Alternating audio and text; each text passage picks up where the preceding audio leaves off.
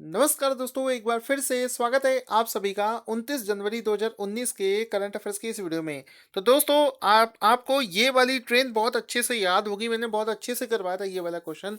तो ये वाली जो ट्रेन है इसका नाम क्या था? ट्रेन 18। ठीक है, तो ट्रेन 18 के ऊपर एक नया क्वेश्चन बना है। क्वेश्चन क्या है वो समझते हैं। देखो, क्वेश्चन ये है कि हाल ही में जो ट्रेन 18 है जिसको बोलते थे T18, ठीक है, इसका नाम बदलकर क्या रख दिया गया है? तो देखो दोस्तों, इसका नाम कर दिया गया है वंदे भारत। ऑप्शन बी यहाँ पर बिल्कुल सही हो जाएगा। वैसे इसका नाम ट्रेन 18 भी अच्छा लगता था। आप लोगों की क्या राय है ये भी कमेंट करके जरूर बताना। तो यहाँ पर इसका फोटो दिखा देते हैं। ये ट्रेन फेमस क्यों थी? फेमस इस वजह से थी क्योंकि ये इंजन लेस ट्रेन है। जैसे कि मेट्रो ट्रेन होती है उसी तरीके से इसमें कोई इंजन नहीं होता है। ये इंजन लेस ट्रेन है और भारत की पहली इंजन लेस ट्रेन है जो कि भारत में ही बनाई गई है। तो यहाँ पर इसका नाम क्या रखा गया है? वंदे भारत। एक चीज और, ये जब इस ट्रेन को लॉन्च किया गया था तो कुछ लोगों ने इसका पत्थर मारकर इसका शीशा भी तोड़ दिया था। तो ऐसी तो इंडिया के लोगों की मेंटेलिटी है। इन लोगों के लिए आप लोग क्या कहना चाहेंगे ये चीज भी कमेंट करके जरूर बताना। तो यहाँ पर देखो, आज का दूसरा क्वेश्चन क्या बनता है। अभी एक योजना लॉन्च करी गई है। उस योजना का नाम है युवा स्वाभिमान योजना। तो ये जो युवा स्वाभिमान योजना है इसको भारत के किस राज्य में लॉन्च किया गया है? तो दोस्तों, ये जो युवा स्वाभिमान योजना है इसको मध्य प्रदेश में शुरू किया गया है। कहाँ पर किया गया है? मध्य प्रदेश में शुरू किया गया है। इसमें करना क्या होगा?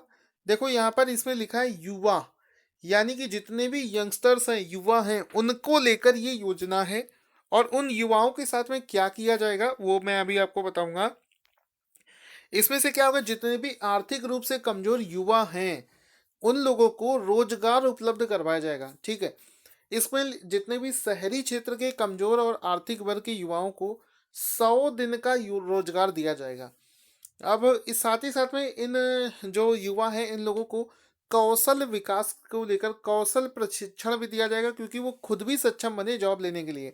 अच्छा, एक क्वेश्चन आपके मन में ये भी तो आ सकता है कि सर यहाँ पर 100 दिन का ये जो रोजगार की बात हो रही है ऐसा तो मनरेगा स्कीम में भी होता है। तो एक पर्सन मनरेगा से भी फायदा उठाएगा और इस योजना से भी फायदा उठाएगा। तो वहाँ की गवर्नमेंट ने क्या डिसाइड किया है कि इसमें कोई एक व्यक्ति दो दो बार फायदा ना उठा ले।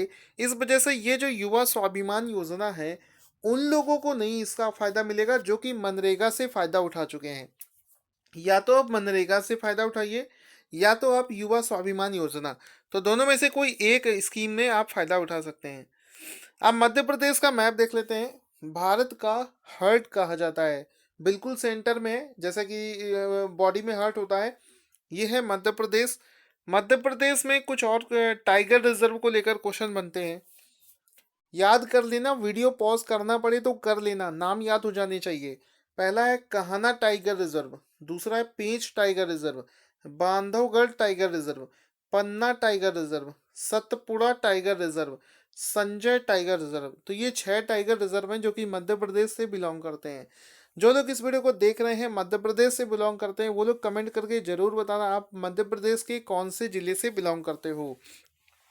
इसमें से दोस्तों अगर मैं अपनी बात करूं तो मैं कान्हा टाइगर रिजर्व और पन्ना टाइगर रिजर्व इन दो जगह पर जा चुका हूं। बाकी भी कभी मौका लगेगा तो जरूर जाऊंगा। अच्छा, मध्य प्रदेश में जो जीव मंडल हैं जिसको बोलते हैं बायोस्फीयर्स, वो कौन कौन से हैं? पहला तो है पचमढ़ी बायो रिजर्व, दूसरा है अचनकमार बायोस्फीयर्स रिजर्व, तीसरा है पन्ना बायोस्फीयर्स रिजर्व। ये मध्य प्रदेश के बारे में आपको इतना पता होना चाहिए। और वीडियो देखते ही रहने से आपको याद नहीं होगा। मैं बार बार बोलूँगा, वीडियो को पॉज करो, थोड़ी देर के लिए मन में सोचो, जो मैंने बोला है उनको थॉट प्रोसेस में लाओ, तभी जाकर चीज़ें लंबे समय तक माइंड में रहेंगी। अदरवाइज आज पढ़ोगे कल भूल जाओगे। तो शुरू करते हैं अगले क्वेश्चन को। अगला क्वेश्चन देखो, शुरुआत से शुरू करते हैं। ओके, अगला प्रश्न है, किस देश ने गन्ने के रस को देश का राष्ट्रीय पेय घोषित किया है? तो यहाँ पर दुनिया इतनी चांद पर पहुंच चुकी है, हर देश सैटेलाइट लॉन्च कर रहा है, कोई रॉकेट लॉन्च कर रहा है।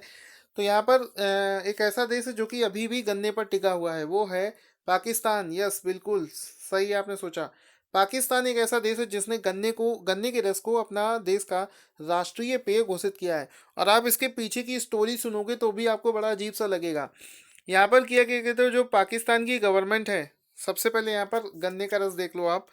तो यहाँ पर पाकिस्तान की गवर्नमेंट ने क्या किया था, ट्विटर पर एक पोल चलाया था जिसमें उन्होंने कहा था कि देश का राष्ट्रीय पेय जो है वो नारंगी को बनाना है कि गाजर को कि गन्ने को। तो जब उस पर पोलिंग स्टार्ट हुई तो 81% लोगों ने बोला कि गन्ने के रस को उस देश का राष्ट्रीय पेय बनाना चाहते हैं। तो इस पर मोहर लग गई और इसको फाइनल कर दिया गया। अगला प्रश्न है, भारत के किस राज्य में प्रवासी लाभांश पेंशन योजना शुरू करी गई है? तो जल्दी से करेंगे, इसका राइट आंसर हो जाएगा बी। बी यानी कि केरल राज्य इसका राइट आंसर हो जाएगा। अब इस स्कीम में करना क्या होगा, इसमें योजना जो है इसका नाम पढ़ो। सबसे पहले किसी भी योजना का नाम पढ़ोगे उसी में ही आपको आंसर मिल जाएगा। प्रवासी यानी कि जो केरल से बिलोंग करता है लेकिन केरल में रह नहीं रहा है, हो सकता है जॉब के लिए दिल्ली में हो, मुंबई में हो, आउट ऑफ इंडिया हो सकता है। लाभांश पेंशन यानी कि ऐसे लोगों को ढूंढ ढूंढ के उनको पेंशन दी जाएगी। ठीक है, तो बिल्कुल सही समझे आप। इसमें क्या होगा कि जितने भी केरल के प्रवासी हैं वो 5 लाख रुपए तक का उनको पेंशन दिया जाएगा। ठीक है, इसके लिए कुछ नियम व शर्तें हैं जिसको डिटेल में वो लोग पढ़ें जो लोग इसको अप्लाई करना चाहते हैं। एग्जाम पॉइंट ऑफ व्यू से हमें इतना समझना है। तो दोस्तों करंट अफेयर्स का अगला क्वेश्चन है, GDPR रेडीनेस इंडेक्स के अनुसार भारत कौन से स्थान पर है? तो यहाँ पर देखो GDPR इंडेक्स जो है वो 6वें स्थान पर है भारत इसमें। अब आपके मन में एक सवाल आएगा कि सर वो तो ठीक है लेकिन अगर थोड़ा सा इसके बारे में बता दोगे तो लंबे समय तक चीज़ें याद रह जाएंगी। तो बिल्कुल भी घबराने की जरूरत नहीं है, मैं ज़रूर बताऊंगा आपको। सबसे पहले तो यहाँ पर देख लो कि ये जो रिपोर्ट है ये किसने जारी करी है। इस रिपोर्ट को जारी किया है सिस्को ने। सिस्को एक नेटवर्किंग कंपनी है जिसने इस रिपोर्ट को जारी किया है। और यहाँ पर जो मैंने टर्म यूज़ किया है GDPR, GDPR का मतलब होता है general data protection regulation. Data से आप समझ गए होंगे, जो आप 1 GB खरीदते हो डेटा, वही वाला डेटा। सॉरी वो इसमें डेटा का मतलब है जैसे आप फेसबुक पर आपने अपनी डिटेल सबमिट करी, वो हो गया डेटा। ठीक है, आप कोई चीज़ परचेज करते हो कहीं से, वो हो गया डेटा। ठीक है, डेटा का फॉर्म कुछ भी हो सकता है। तो क्या हो रहा था, अभी बीच में आपने सुना होगा कि फेसबुक ने डेटा को सेल कर दिया। ठीक है, मार्केटिंग कंपनी को डेटा जो सेल किया जाता है उसके खिलाफ एक आवाज़ उठाई गई थी। कब उठाई गई थी? ये उठाई गई थी मई 2018 में। मई 2018 में ही आवाज़ उठाई गई थी। उसी समय GDPR को लॉन्च किया गया था जिसमें ये बात हुई थी कि कोई भी कंपनी जो है, कोई भी वेबसाइट है, वो अगर किसी पर्सन का डेटा स्टोर करती है तो बिना उस पर्सन के परमिशन के वो किसी थर्ड पार्टी को बेच नहीं सकती आपका डेटा। ठीक है, तो यहाँ पर इसमें भारत की रैंकिंग बहुत अच्छी है, मतलब भारत 6 नंबर पर है। यानी कि भारत जो है इस तरीके के काम नहीं करता है। आगे चलते हैं करंट अफेयर्स 2019 के अगले क्वेश्चन में। अगला क्वेश्चन करेंगे। और दोस्तों कभी कभी डेली ना सही, भले मुझे पता है आप लोगों का टाइम बहुत इंपॉर्टेंट है, आप बड़े लोग हो, लेकिन कभी कभी तो वीडियो को लाइक और शेयर कर दिया करो, अच्छा लगता है, मोटिवेशन मिलता है। अगला क्वेश्चन है कि हाल ही में विमोचित एक पुस्तक लॉन्च हुई है जिसका नाम है every vote counts the story of India's election. इस बुक का लेखक कौन है? तो यहाँ पर इस बुक के लेखक हैं बी ऑप्शन, नवीन चावला। ऑप्शन बी यहाँ पर बिल्कुल सही हो जाएगा। अगले क्वेश्चन की तरफ चलते हैं। क्वेश्चन है, गीता मेहता जिन्होंने पद्मश्री पुरस्कार स्वीकार करने से मना कर दिया था, किस मुख्यमंत्री की बहन है? देखो एक तो पद्मश्री पुरस्कार जो है वो बहुत मुश्किल से मिलता है, उसको भी जो लोग लेने से मना कर देते हैं वो तो अलग ही टाइप के लोग हो गए। तो यहाँ पर वो लोग फेमस बहुत जल्दी हो जाते हैं। तो देखो पद्मश्री वाले नाम आपको भले ना याद हो, लेकिन पद्मश्री जिसने लेने से मना कर दिया है उस पर क्वेश्चन जरूर बनेगा। तो यहाँ पर देखो जो गीता मेहता हैं ये नवीन पटनायक की बहन है, सिस्टर हैं। अब यहाँ पर देखेंगे, इनका फोटो भी देख लो, और ये मैंने न्यूज़पेपर से ही स्क्रीनशॉट लगा दिया है, एक न्यूज़पेपर में आई थी न्यूज़, उड़ीसा के सीएम नवीन पटनायक की बहन गीता मेहता ने पद्मश्री पुरस्कार लेने से मना किया। इनका फोटो भी आप देख सकते हो। ये नाराज इस वजह से हैं, ये रूठी इस वजह से हैं क्योंकि इन्होंने कहा है कि ये जो पुरस्कार है ये देने का टाइम गलत है, मतलब इलेक्शन पास में आ रहे हैं इस वजह से दिया जा रहा है, कुछ ऐसा इनका मानना है। तो यहाँ पर नाम देख लेना। अच्छा, यहाँ पर नवीन पटनायक जो है वो उड़ीसा के सीएम है। उड़ीसा के गवर्नर का नाम किसी को याद है क्या? जल्दी से कमेंट करके बता देना। अगला क्वेश्चन है, इंडोनेशिया मास्टर्स बैडमिंटन टूर्नामेंट 2019 की विजेता कौन है? तो यहाँ पर इंडोनेशिया मास्टर्स बैडमिंटन टूर्नामेंट की विजेता जो है वो है साइना नेहवाल। ऑप्शन डी यहाँ पर बिल्कुल सही हो जाएगा। अगला क्वेश्चन है प्राइस के ऊपर, डीएससी दक्षिण एशिया साहित्य पुरस्कार 2018 किसे प्रदान किया गया है? तो दोस्तों ये पुरस्कार दिया गया है जयंत कैकीनी। और ये जो डीएससी दक्षिण एशिया साहित्य पुरस्कार हैं, इसका इवेंट का जो फोटो है वो भी मैं आपको दिखा देता हूँ।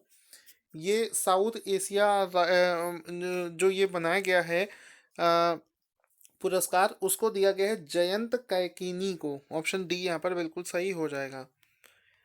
करंट अफेयर्स 2019 का अगला क्वेश्चन है, अंतरराष्ट्रीय सीमा शुल्क दिवस किस दिन मनाया जाता है?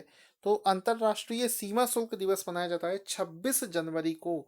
ऑप्शन डी यहाँ पर सी यहाँ पर बिल्कुल सही हो जाएगा। अगला क्वेश्चन हम लोग कर चुके हैं।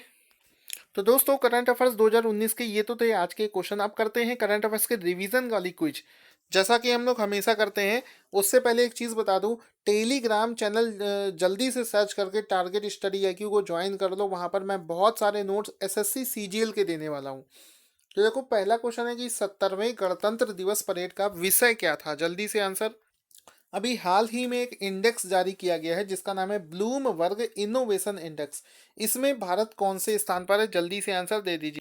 अभी ऑस्ट्रेलियन ओपन इवेंट हुआ था, उसमें महिला एकल में किसने विजय हासिल की है? इसी तरीके से ऑस्ट्रेलियन ओपन 2019 पुरुष एकल में किसने जीता है? तो आई होप सभी क्वेश्चंस के आंसर आप लोग दोगे। और आप सभी लोग बहुत मेहनत, बहुत अच्छे से आपको पढ़ना है कि हर हाल में आपका एग्ज़ाम क्वालिफाई हो जाए। और ये चीज़ मानकर चलो कि जब मैंने भी तैयारी की थी तो मेहनत सबसे बड़ा फैक्टर होता है। आप चाहे जितने भी माइंड से तेज हो, अगर आप मेहनत करने में नहीं सक्षम हो तो आप विश्वास मान लो कुछ नहीं होने वाला है। मेहनत जरूर करने पड़ेगी आपको, और जो ज़्यादा सबसे अच्छे से मेहनत करेगा वो 101% सेलेक्ट हो जाएगा, ये मैं लिख के दे सकता हूँ। तो सभी लोग पढ़ेंगे। Thank you.